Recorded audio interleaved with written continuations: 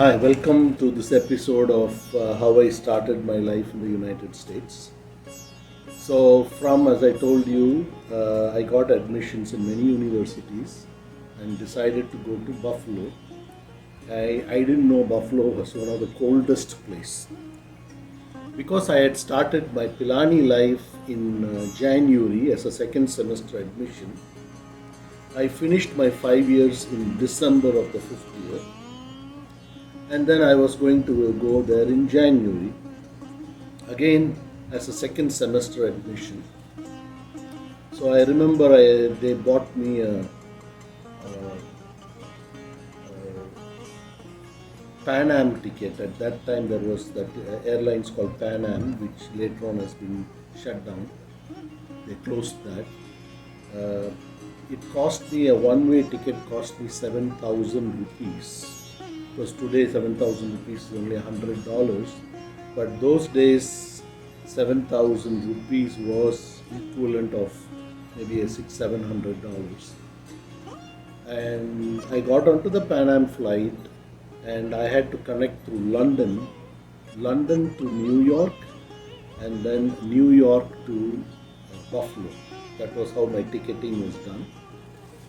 One of my friends, school friends, Joshua, he was a travel agent who got me this ticket. And so I fly, we go to London, and in London we had to wait for a few hours for the connecting flight, and for some reason that flight got delayed. So we fly to New York. It was already 6-7 p.m. In I think end of December or January, and it was so cold. New York was cold, and then I had to take the connecting flight. So I will go to the counter, and they say, "Sir, your flight has left." And at that time, I could not understand even the accent, the American accent, what they speak. So the person in the counter was a very big built black gentleman. He said, "Sir, we have booked you on a different flight through Philly." I said, "What is Philly?" Never heard of Philly. So when he said Philadelphia, I understood it as understood it as Florfia. So I thought it must be a town, and they're connecting me through that.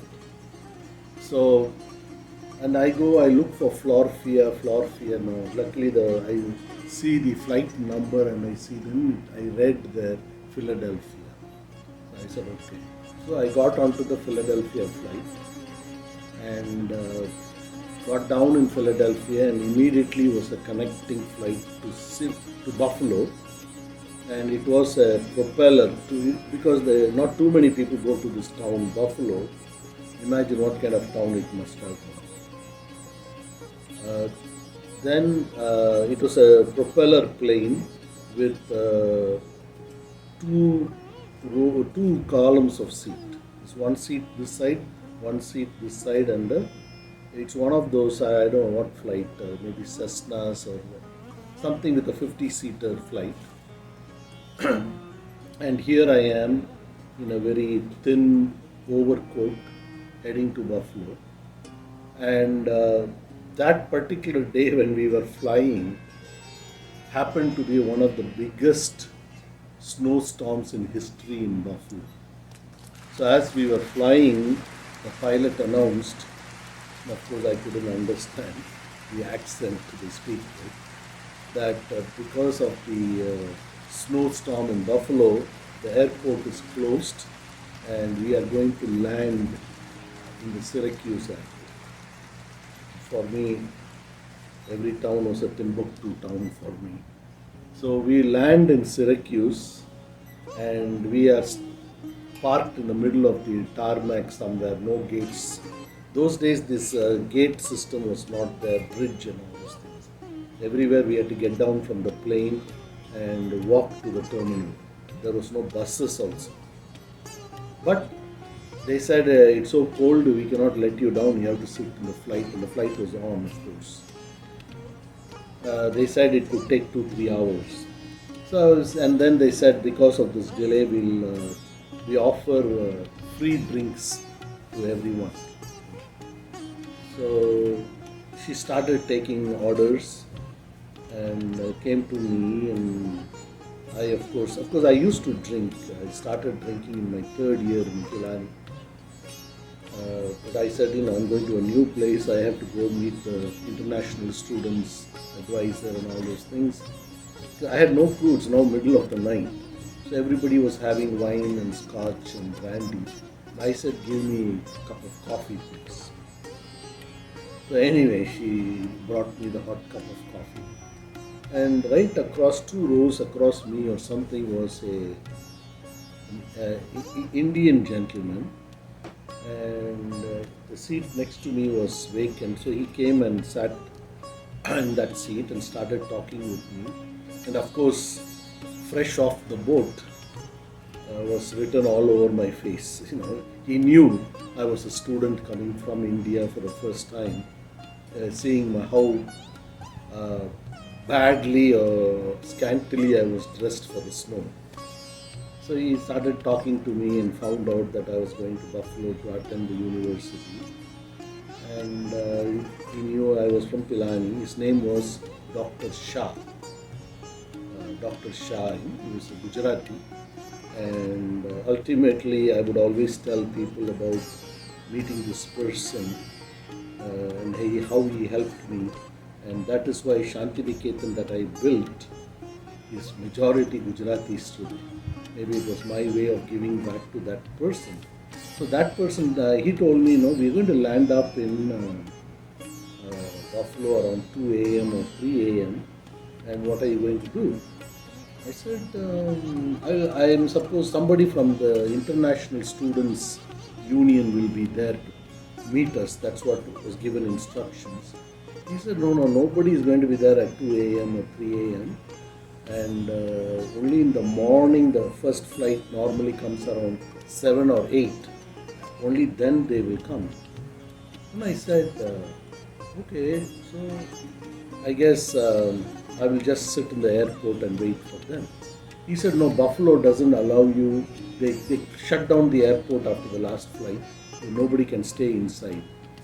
So I said, okay, I'll go outside and sit on a bench or something. I had no clue about the snowstorm, what a snowstorm is, the cold weather.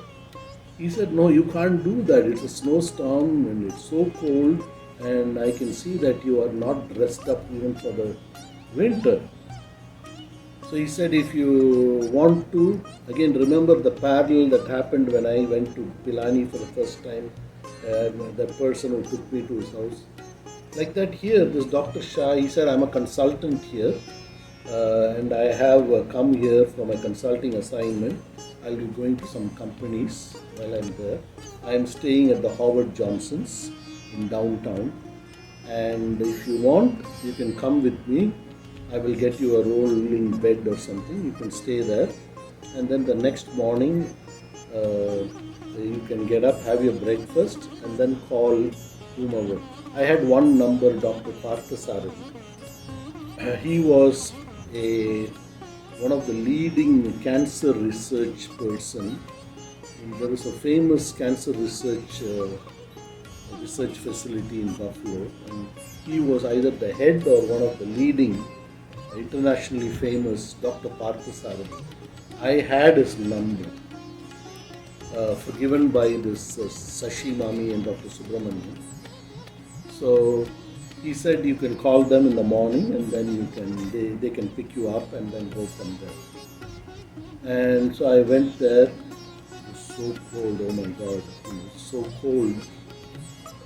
Anyway, I got a nice roll-on bed with a nice comforter, and he said morning I would probably be leaving before you wake up, and so feel free. I've already told the thing to give you breakfast when you wake up, so you can go have your breakfast, call your friend or whoever, and they can pick you up. I said fine, thank you. And next morning came, I woke up, same thing, went down. I didn't have money, by the way. Those days we were allowed only $7 to take with us. India was so tight on foreign currency. And off the $7, I paid $3 for the movies. Those days they didn't have all these electronics. They used to show movies. Literally, it was a film movie they showed on the screen in the plane, and there used to be a earphone that was actually two hollow tubes that met in a prong that you had to insert in your seat, and the sound was piped through that, whatever was running movie. We didn't have choice. Whatever they showed, we had to watch that. But that was not free. So they took $3 from me out of the $7 I had. They took $3 from me, and I was left with $4. So I went down, and I didn't know how much breakfast would be. So I asked the person, I want to have my breakfast. What does it cost? So he looked up which room you are. He says, "Oh, your breakfast is already paid for." Oh my God, thanks. I went in and I had my breakfast. I don't remember what I ate. I must have had eggs and sausage and all that stuff. I was a meat eater, by the way. And then I come to the room and call Dr. Parthasarathy and explain to him my situation, what happened. The international students office was supposed to come and receive me, but then the flight got delayed, and this is what happened. I am sitting here in Howard Johnson. Oh, then he said, okay, wait there. I will be free around 1 p.m. I will come and pick you up. So, of course, he came at 1 p.m. and picked me up. I had one suitcase. I remember one yellow suitcase. And went with him. He took me to his house, and Mrs. Parthasarathy, she was, I think, Prema, Mrs. Prema. She fed me lunch. Very nice